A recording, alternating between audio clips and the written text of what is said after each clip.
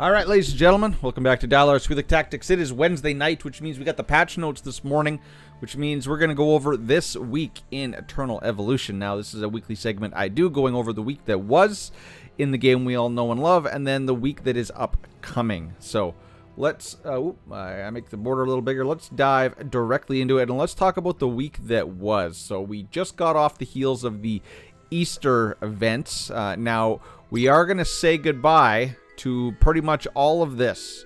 So you see right here, event ends in 7 hours. All of this is going away, but we are still going to be left with the painter, okay? Now, the only way you're going to be able to get dyes is from these eggs. You're going to be able to get, I think, 10 a day. As you see, daily drop limit, 10 a day. That's it, because these Easter battles are going bye-bye in 7 hours.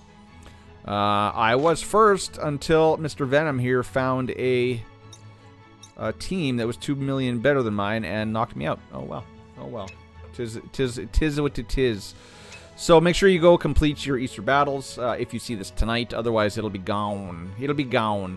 And we'll be left with the egg painter. Now, I have spent an absorbent. I totally butchered that word. You know the word I'm trying to say.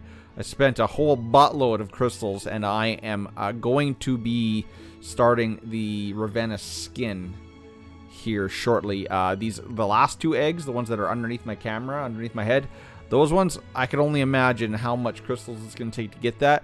I'm going to have to do the math to see that if it's worth it for this SSS crystal. Otherwise, I might go for my main account. Now, so all that's going away. If we go over to the perimeter, Rise of Heroes is also going away. So if you are stockpiling your raffle tickets, go in there and make sure you spend them all. Spend all of your raffle tickets. Get all the goodies. As you see on this account, I got all the limited tickets. I got all the gene hybrids, and I did on every other account. I made it all the way up here, at least 16 or higher. I think my main account is on 20 something. So go get all that stuff, because it is a whole bunch of free goodies that you don't want to miss out on. So Rise of Heroes is going away. And then what else? That's it. Yeah, Rise of Heroes, which was the 2-week event, that's going away. The Easter battles are going away. We're going to be left with the egg painting. And then the banner, we are losing my dear Viserys. My dear Viserys is going away. You got 7 hours left. Remember, ladies and gentlemen, this was also a double chip week. So you see, I racked up a total of 221 extra chips on this account. I left myself with 67 limited tickets. You don't want to go broke. I left myself with 60 so that I can get the one copy of the new hero that's coming out in this week's patch, or this evening's patch. So, as you see, I got all the gene hybrids. You can't see it under my head, but I got 373. I guess I can move over here. 373 data chips. So with that, I'm going to be stockpiled forever, that I can keep on, not forever, but I'll be stockpiled for a while, so that I can buy gene hybrids as they pop up week to week, which is why we do this. So that's the week that was. Now let's get into the actual patch notes. So we're going to pull it up on here again, because it's just kind of nice. It fits nicely with my screen, right? It just fits, kind of just slots right in there. We're getting 500 diamonds as usual, blah, blah, blah, blah, blah. There's a new hero coming. If you saw my sneak peek video, it is a Terran SSS healer. Now, Miranda. I do like that name. Makes me think of Firefly, right? If you ever seen that movie. If you get the reference, put it down in the description below. Miranda, the Dr. Chaos SSS level Terran support hero, skilled in stuff. So we're going to go over to this video really quickly, which is up on the Facebook page. And I'm going to show you guys the intro video. So when you pull her from pity or pull a copy, this is the video that you're going to see. Let me move my mouse way over here so I'm not interrupting. So there she's injecting the cheat death formula, the super soldier serum. Again, kudos to the art team. I really like her. She's got a Madam Hydra, Scientist Supreme type vibe. So I like it. I like it. I think after reading her kit, she is going to be very, very good.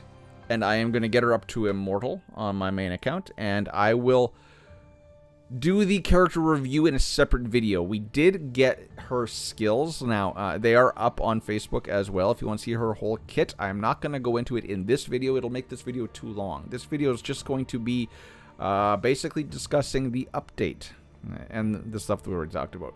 So Miranda's coming. Stay tuned tomorrow, probably tomorrow evening for my thoughts and my build video on Miranda. So Miranda's coming. She is a 2-week banner. She is a full cycle banner. I call them full cycle and mid cycle, right? She's a full cycle. She's 14 days, as you can see right here.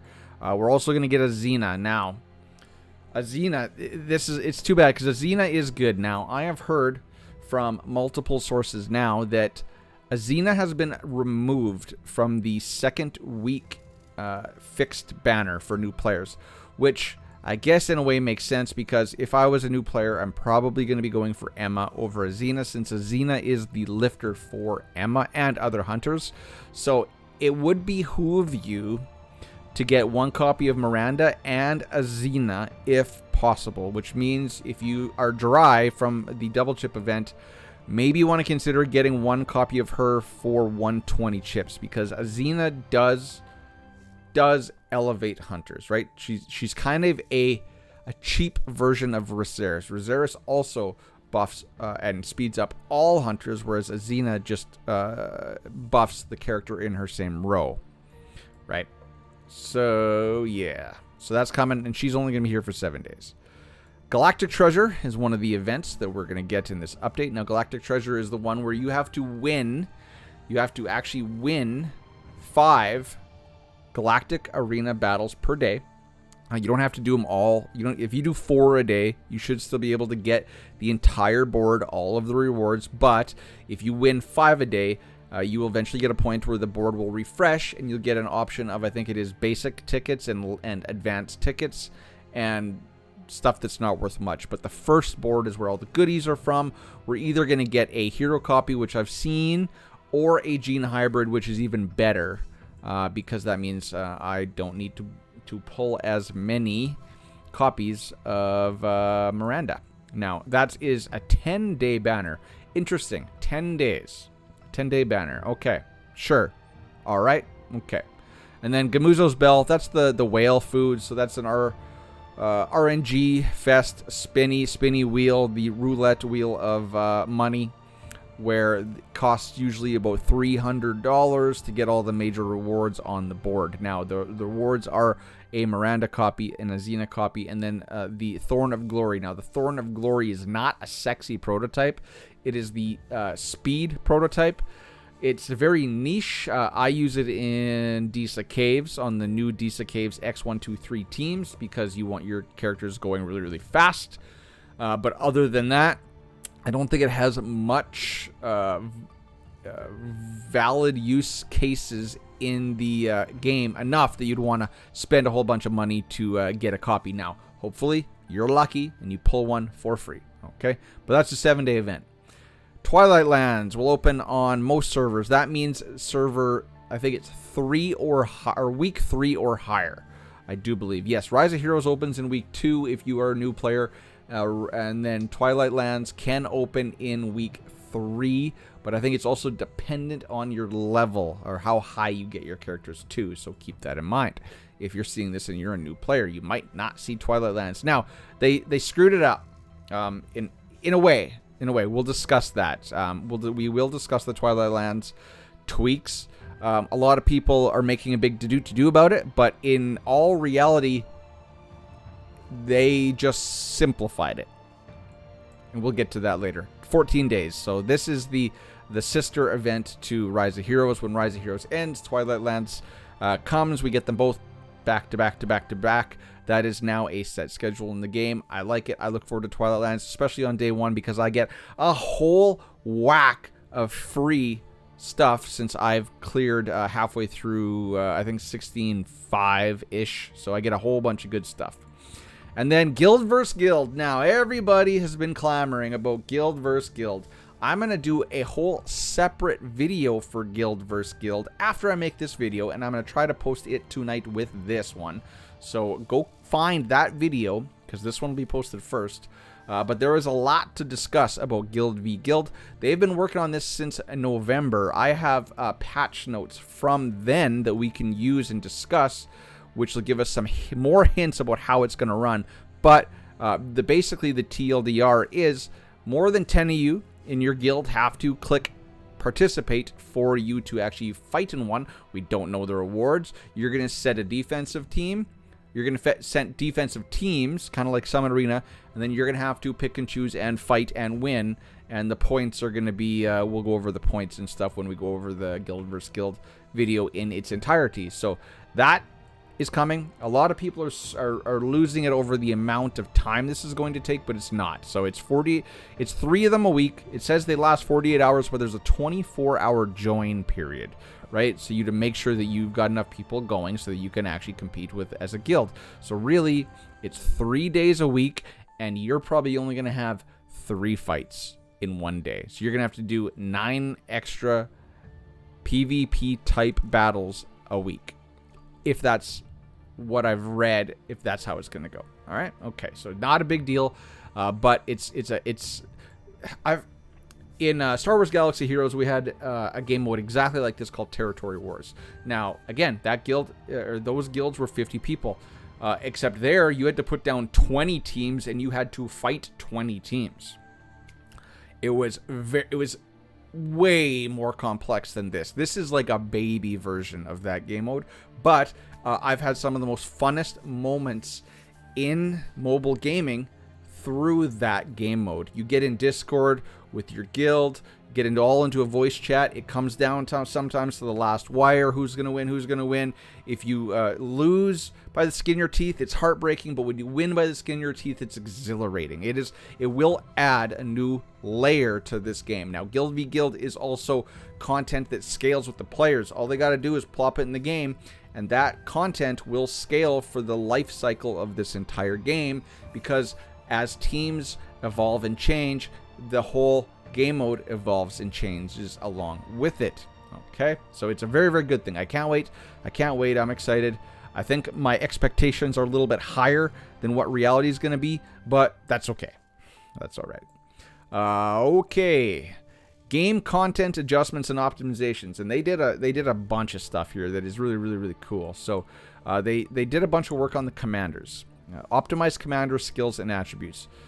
Optimize commander skills. Okay, so for commander, whatever, the PvP stuff, they're going to indicate more if you fulfill the PvP roles, right? Because since Guild vs. Guild is a big PvP content, they want to make sure that you're actually using your commanders to the fullest. They say added commander class effect tips when 3 or more heroes of the same class are deployed on the battle lineup interface. So it's just going to highlight, yes, you meet the requirements of this PvP effect to take place. Optimized commander attributes, added summon class attributes to commanders. Now, I've heard some confusion about this as well. It's clear as mud. When you get your character bonuses, your hero bonuses, and then you get your other bonuses, the last one is always class specific. Plus defense to assassins, plus crit damage to assassins, plus crit rate to energy. Now we can get plus whatever to summoners. So now summoners can get a boost in attack, crit damage, crit rate, etc., defense, health, everything, right? Up till this point, we did not have summoner class attributes under commanders. And then this one's really cool. Extended the commander levels to 50. 50. Added upgrade operations at 25, 30, 35, 40, 45. So you know how you get a little bonus ability when you hit 5, it's a hero, 10 is a hero, and then 15, 20, 25 are class attributes. Now we're going to be getting 1, 2, 3, 4, 5 more. That is RNG upon RNG upon RNG upon RNG to get a god tier commander now. But now when you hit it, oh my god, you hit it big. So upgrading the commanders can expand the level cap. Yeah, it's also going to mean more stats. Remember that? Because as you level them up, you get more attack, defense, and health. And I guess I should note this is for... It says Mythic Commanders and SSS. Okay, I don't know why someone told me it was just SSS Commanders, but you're not going to want to run normal Commanders anyway. Bleh, bleh, bleh. This would have been a good opportunity to go up to Legendary Commanders, but they dropped the ball. After expanding level cap, new skills, bonuses, position bonuses, blah, blah, blah, all the good stuff that comes with a Commander will be unlocked when you hit the new levels at 30, 35, 40, 45, and 50. Okay, so that's going to be cool. I can't wait to wake up in the morning and completely level up all of my locked commanders that I have now, because I have a stockpile of commander upgrade materials just waiting for me. Added a disassemble and auto disassemble functions. This is very, very good. This is just like the gear. This is just like Heroes. You're going to have a function probably in the commander booth, or whatever the hell that place was called, base, commander interface, we'll just say, where you can just select if it's a blue, purple, yellow commander, auto destroy, right? Give me just the stuff. So that's commanders, and then it says optimize battle system. So PvP bonus and PvP bonus damage, I'm assuming, and PvP damage reduction. Oh, yeah. Duh. Applied in guild versus guild mode. No crap, Sherlock. Optimize the logic of the guild daily challenges. I'm having trouble speaking tonight. Those don't care. Zeta in campaigns getting a nerf. That's cool. I don't care, really. Interface adjustments and optimizations.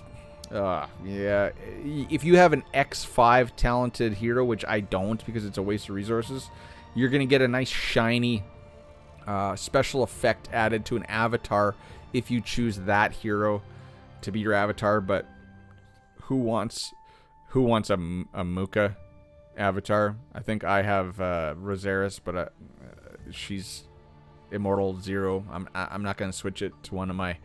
and I don't know an elite character that I would want to be X5, but I guess you whales that have Bailey at X5, or so, which Immortal 5 X5, good for you. You get a shiny new avatar, as you should.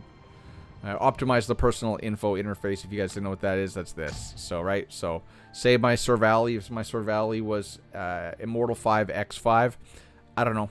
You get a nice special treat here. So cool. Oh, we lost it. All right. Okay. We're all the way down here. All right. And then bug fixes. Don't care. And then here's the guild versus guild. So the TLDR is there's 3 of them a week. You got to put down defenses. You got to set defenses. You got to coordinate as a guild. You got to kill. And we'll get into matchmaking and all that good stuff, scoring and stuff in the video that's going to be coming out after this one. Okay. So I'm just going to skip all that. Otherwise...